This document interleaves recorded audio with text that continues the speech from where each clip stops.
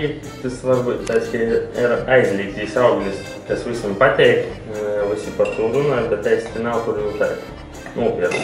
Bet tam man ir rodās tāda ideja, ka vajadzētu to kaut kā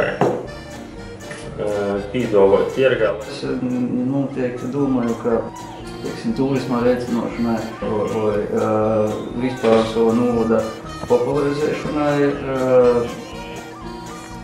ražotņā i brands noteikti varētu kalpot.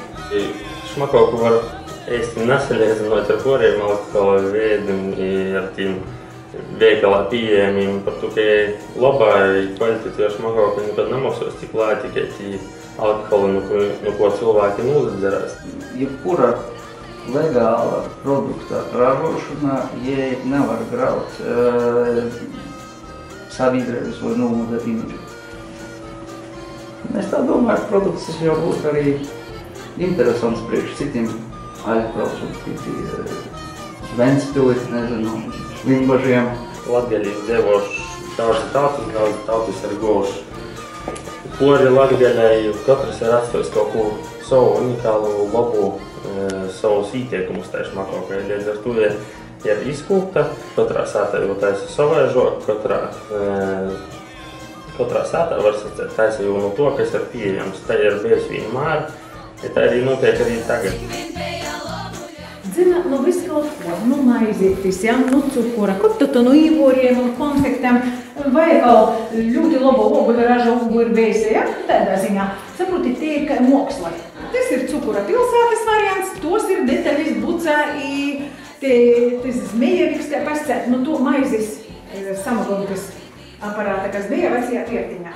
Savu laiku Beislūdmēti kultūra vēsturiskā mantojuma saglabāšanas projekti Rieziknis novadā, tas bija daudz gadu 10 atpakaļ, jā, tad vērš secā lauksniecības produkts, vecos ražotnis, veci jomatīs, saka, tu zini, kāds muzejs jotaisa? Es saku, dažādi najūtu. Es secā samagodkas muzejs jotaisa.